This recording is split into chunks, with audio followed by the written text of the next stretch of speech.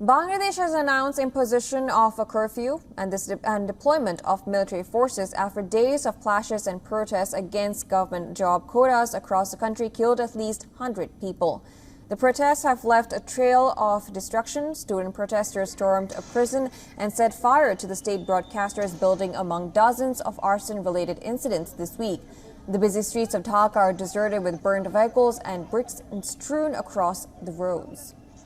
The High Commission of India, in coordination with BSF and Bureau of Immigration, is facilitating Indian students who are traveling back to India from Bangladesh. According to reports, the border crossings between India and Bangladesh that are Minapol, Petropol, Gede, Darshana and Akhaura, Agartala will remain open for students and Indian nationals to arrive in India.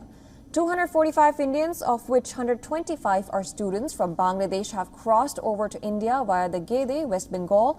They were assisted by Indian High Commission in Dhaka in coordination with BSF, Bureau of Immigration. The India-Bangladesh border has been calm amid the fresh violence. People cross the border in Agartala in India's northeastern state of Tripura. India has urged its citizens in Bangladesh to avoid local travel and limit movement. As you are aware, there is an unrest. There are protests which are happening there.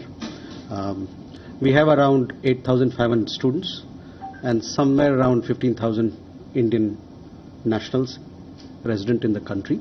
We have issued a travel advisory for people to be in touch with the High Commission and for us to render any assistance that they may need. External Affairs Minister is himself monitoring the situation. The High Commission will be giving regular updates on the situation there. We will also be giving regular updates, and we urge all family members of Indian nationals who reside in Bangladesh to be in touch, follow us for regular updates. We remain committed to provide all possible assistance to our nationals.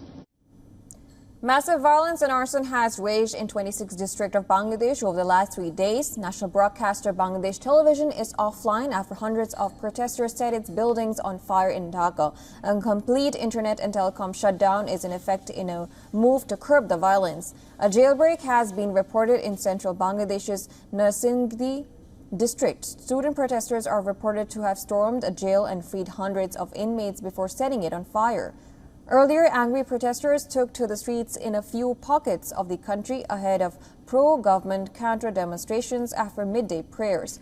Fresh confrontations between police and protesters are reported around the capital city. Hundreds of students blocked roads in the upscale district of Banani, forcing police to fire tear gas. Now, this after Dhaka police banned all public gatherings for the day. Meanwhile, the UN Human Rights Chief Volker Turk has raised concerns over violence in Bangladesh, calling the attack on student protesters shocking and unacceptable. In a statement, Turk said, and I quote here, "There must be impartial, prompt and exhaustive investigations into these attacks, and those responsible must be held accountable," unquote. Now, these are the latest we are getting. Now, Meghalaya Chief Minister, he's said that close to 405 students from India have been evacuated from Bangladesh. Out of them, 80 are from Meghalaya.